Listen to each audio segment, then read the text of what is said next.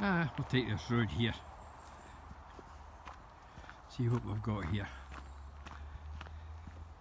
This actually was designed originally as an information centre.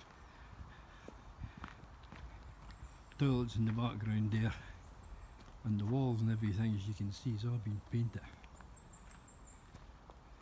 Very nice actually, very nice when you're close up to it.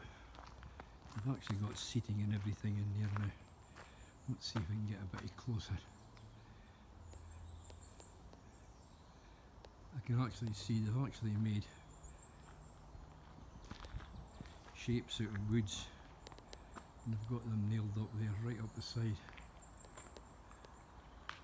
Yeah,